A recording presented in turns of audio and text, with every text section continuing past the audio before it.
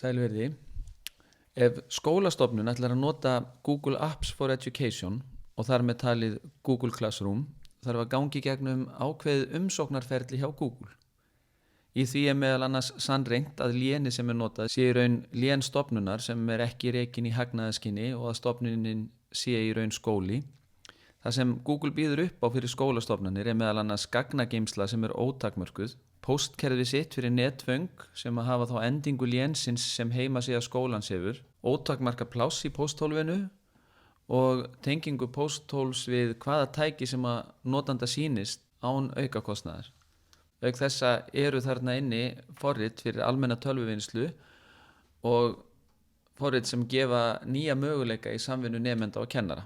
Fyrsta skrefið í því að sækja fyrir skólastofnun útskýrt vel á síðu sem að Google hefur sett upp.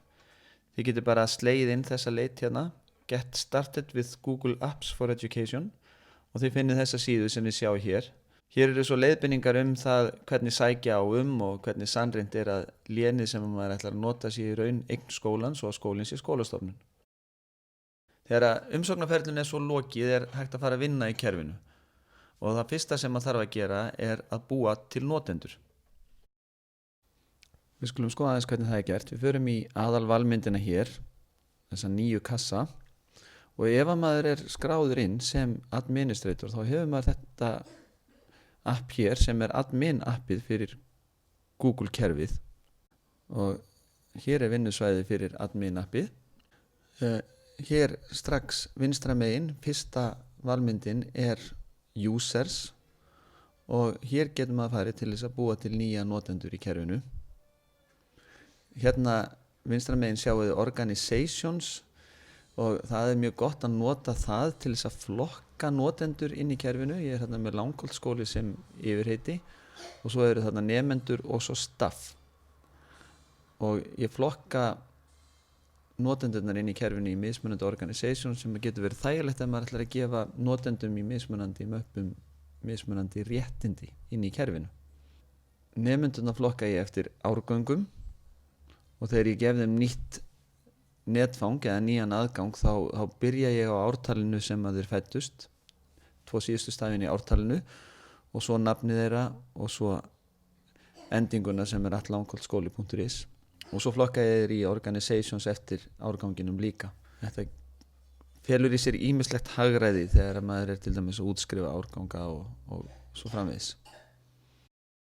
Skoðum hvernig við búum til nýjan notenda. Hérna niður í horninu vinstra megin plus og undir honum hef ég val að búa til einn stakan nýjan notanda eða þá að búa til fleiri notendur í einu, en þá þarf ég að undirbúa sérstakt gagnagrunnsskjal með fjölda notenda. Ég ætla að sýna hvernig ég bý til stakan notenda hérna núna. Ég vel plusinn og add user og ég núna staddur í organization sem nemandi. Og það eina sem maður þarf að gera í raun og veru að setja inn nafn nemandans og búa til netfang.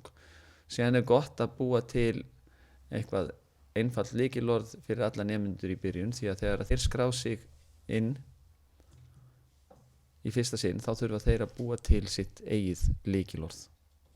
Þannig að ég gerir mjög einfalt lykilorð hérna fyrir nemanda og ég gerir gjarnan sama lykilorði fyrir alla nemendur í byrjun. Og hér séu það að nemandinn orðinn klár. Ef ég skoða síðan nemendaspjaldið þá sé ég að það eru ýmsar aðrar stillingar. Ég get valið annað organisation fyrir hann, til dæmis árganginn sem hann tilheyrir. Ég get sett hann í grúppur.